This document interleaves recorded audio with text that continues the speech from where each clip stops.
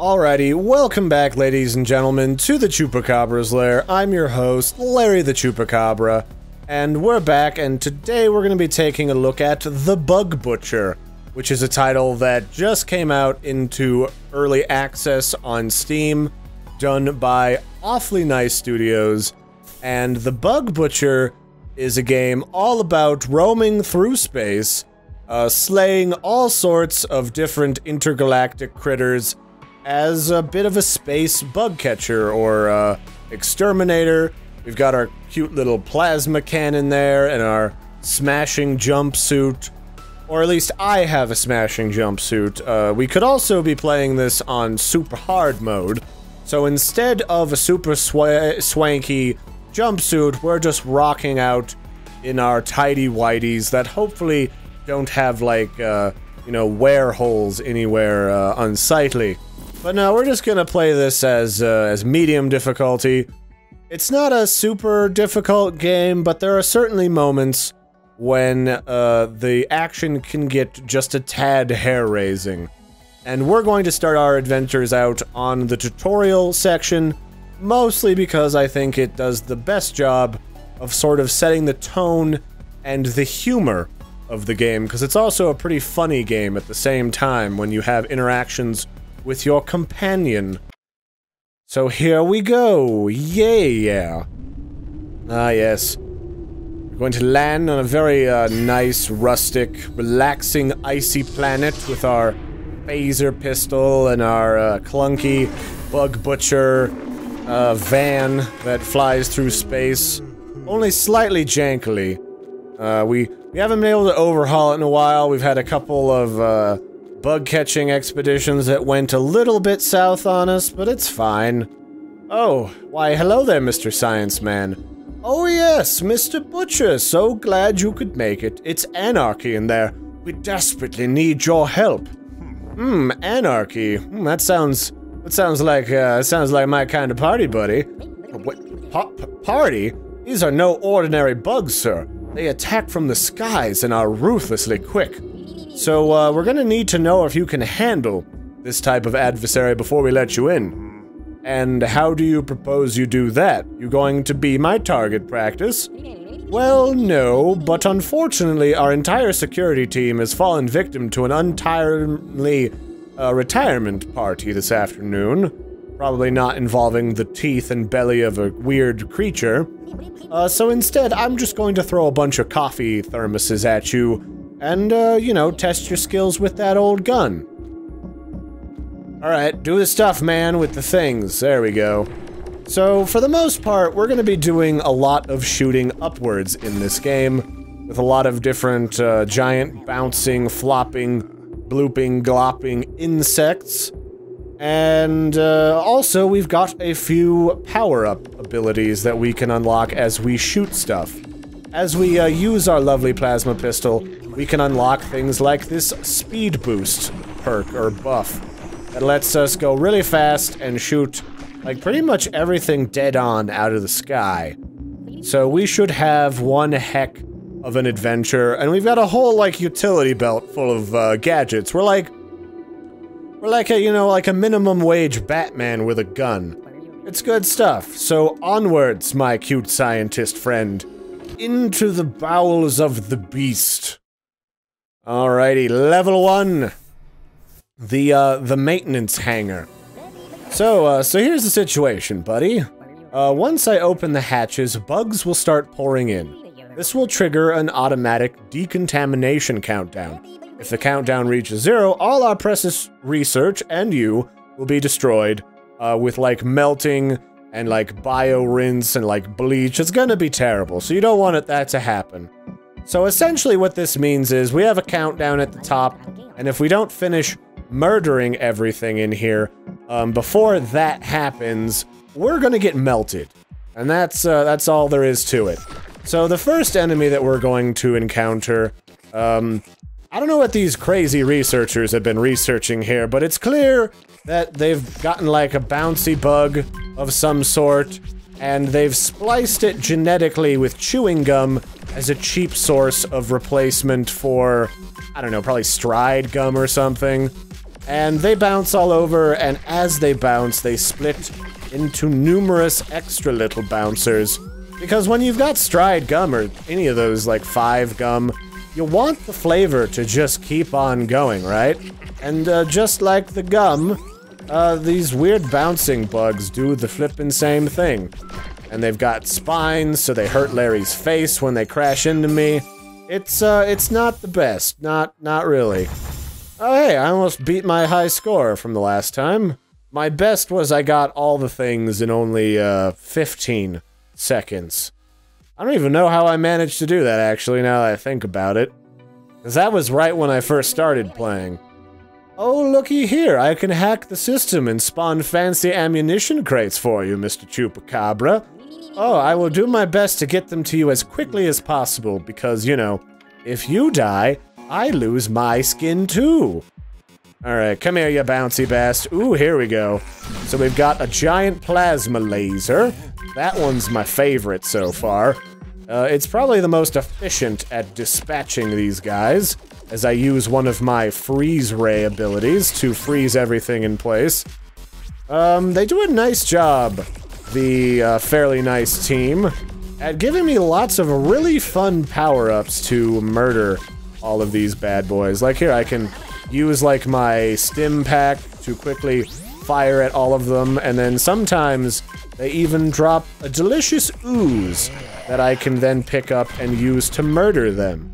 Like you can get like fire powers, or speed boosts, or speed buffs, all sorts of stuff that you can use to murder their cute little faces. See, there we got the fire. And I'm actually pretty low on health, so I need to be a little bit careful here, finishing off this wave. Oh wait, it was just that last guy. Alright, never mind. Not quite a super huge issue. But so far, I've thoroughly enjoyed this game. It reminds me a lot, I don't know if you guys ever played that old game, Alien Hominid, from Newgrounds. It's an older Flash game about being a alien that's crash-landed on Earth, and you have to fight a bunch of spicy, federal agents who want to, like, I don't know, capture you. Oh shit, it's the spider people. Get out of here, spiders. That's my scientist. You can't have him. He owes me money for, you know, the work that I'm supposed to be doing right now. Come back, Spidey. I know what you're gonna do. You're gonna steal my science man. I need him. I need him to live. Oh, I get my, rocket launcher. Normally I wouldn't have this rocket launcher yet, but, I've gotten a little bit further into the game in this first set of levels, into the greenhouse, and I have unlocked these really awesome, like, rocket launchers that are absolutely murdery. They're a lot of— Don't eat my scientist! He's expensive. He's gone to, like, I don't know, Space Harvard? What do you want from me, aliens? And don't say my organs, because I'm using those, you spicy devils, you. So our goal, basically, right now, is to just try and get through here alive, helping to exterminate what is probably some escaped test subjects, all of these crazy mutant critters. I think the only thing that I haven't really enjoyed so far, or wish would kind of change more, is I wish there was a little bit more variance early on in some of, like, the environments that you fight in, or at the very least, some of the background art. Because we're going from, like, room to room in, like, the maintenance bay right now, but the only thing that's really greeting me, besides this horrifyingly ugly bloatfly monster, is the same, like, sort of bland, stale, sterile, mechanical engineering bay, which is fine. I mean, that's what you'd expect in a place like this. But, I don't know, I just kind of was hoping for some more things going on in the room, you know? But that, I mean, it's early access. It's right after launch into early access. I'm sure large swaths of this game are subject to change at pretty much any moment. Especially with a couple of guys from Blizzard. I'm really not too worried about them, you know, deciding not to, you know, take some different variations on the different stuff that they've been building. Because the whole thing about creativity It's about iterating multiple different versions of your ideas until you find one that seems to fit the best. So I'm sure they have no problems taking user feedback and using that to change the game and modify it. So I'd like a little bit more variance in the environment, especially when we're only really shooting upwards. We really need a lot of different things going on. Although I did just start checking this out for the first look. We'll be continuing this game, checking out the later levels as we go. So I'm not too worried. We do eventually get the ability to have like some movable, portable walls to help us out in sort of containing the different aliens so that they don't get any ideas of what to do with our backside. So that you can kind of split the arena into 3 different segments and sort of quarantine the different bugs until you're ready to deal with them. Which is actually, that was actually pretty tactful and pretty nice. So more stuff like that, and I think we're golden in this game, and it looks like there's probably quite a bit of stuff just like that. And we've even got, pretty soon here, maybe in the next level or 2, we're gonna get our very own, elevator battleground. You know, the standard, like, being a giant freight elevator and hope nothing tries to disembowel you. Yeah, it'll be perfect. They've also had a really nice variety of monsters, not throwing too much at me all at once, which was nice. A lot of games like this just tend to be like, oh look, a platoon of different things suddenly, not introduced in a nice little row, that are about to try and disembowel you, Larry. Your favorite, right? Oh, I know how much you like that stuff. Don't we? So yeah, we got like these bloat flies that they kind of look like they've got bad gas, honestly. So they're gonna fly around and do the flibbity floobity juba dubba da. And there's a lot of these gross little pink guys. And I mean, that's not even the grossest thing that we're probably gonna see today, to be honest with you. There's like giant, almost gross, like fat sack kind of enemies that we'll run into, which make it kind of problematic. They literally explode just about everywhere and give Larry like, I don't know, what would I describe that as? Like a sort of miniature heart attack at different times? Because those things have murdered the hell out of me already.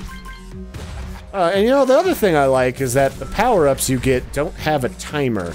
They have like a usage meter, so that you can actually like save them so that you can actually get the most use out of them, as opposed to having to just spam them while the cooldown's up, or else you'll lose it.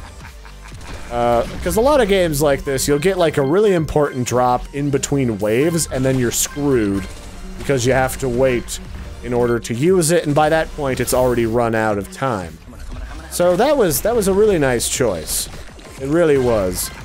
And they got a huge variety of different power-ups that, like, I haven't even barely gotten into this game, as you can see. And I've already unlocked a whole bunch of really cool stuff, laser guns, rocket launchers. And variety is one thing that I always end up wanting more of, and they have kept me with plenty of just that. And it's sort of something you unlock as you go. Ah yes, a dark and creepy elevator. What could go wrong? Oh dear, this elevator has no system to spawn weapon crates for you, I'm afraid. Oh, no problem. There's a reason I called my machine gun Old Reliable. I have a bad feeling about this. I'm just gonna, you know, wait back here by the door with these boxes until we get to the next floor. Nothing personal, Mr. Chupacabra. I'm just a scaredy scientist. Well, that's okay, Benny. I completely understand. The life of an exterminator is not for everyone. It's very, it's gallant and full of all sorts of whimsy and wonder. It's not for everybody. Oh, and hey, we get to meet the giant queefing demon creature. This thing was different. It's basically constantly giving birth as it jumps consistently. I'm getting a little tongue-tied here. Producing more and more enemies that want to eat our face. The good news is, though, that they're easy to kill, and they drop buffs and, like, health packs and stuff, so I actually kind of like those ones. So long as they don't get any of that, like, birthing juice on Larry's face, I don't see any reason why we can't get along. Like, me with my laser rifle, and them with their weird bouncy juices. It's not a match made in heaven, but it does the trick, alright. Let's see, we got more, oh crap, we got the big bouncers. So in this level, we got a couple of things working against us. A, this level, I think, is a little bit smaller than the previous levels, so you've got to be careful there. And B, there's also environmental hazards now. You got fire, and, queefing juggalo, bugs. And so, you know, they start to slowly introduce stuff in the Bug Butcher. So it's pretty good, I like it. Not too fast, not too slow. Each level tries to throw a big gnarly challenge at you to give you something to do. I like it. It's a good combo. So, what's after this? I think after this we get to go visit the botanical gardens, the old, greenhouse. And that's not the greenhouse effect that, Al Gore is always talking about, although it does seem a little bit moist and sweaty and humid in there. I won't lie to you folks at home. So we've got, oh, there we go. We've got that to look forward to. And hey, I think I beat my previous score, yeah. And we're actually ranking pretty good now. We're 248 out of 700 some people worldwide. So they've also got like a global scoreboard, so you can try to compete for the ultimate high score at different difficulty levels. Alright, welcome to the gardens, Larry. So, what surprises we got in here? Benson, Benny, Bill? Well, this room has energy barriers that can be opened by stepping on the platforms to either side of the beams. But watch out, though. It looks like the barriers have been acting kinda strange lately and just kinda turning off on their own. Oh, you're just all good news today, aren't you, Benny? Alright, fine. Fine. Okay, here we go. Here comes the giant Gorp monster.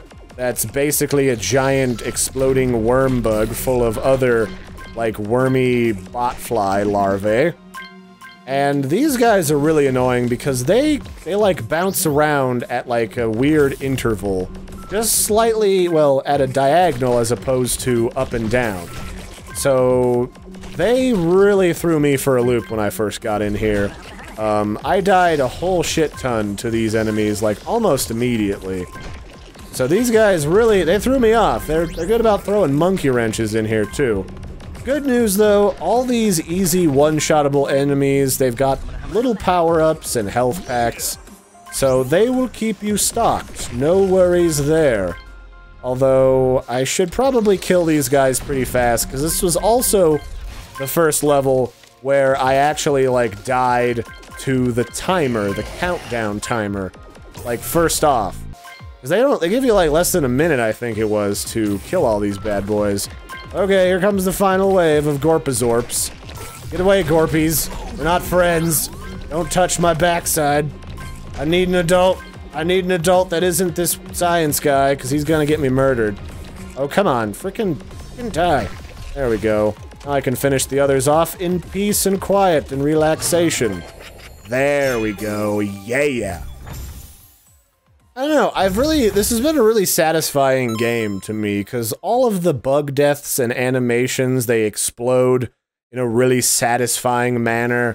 It's been good, I've really enjoyed this.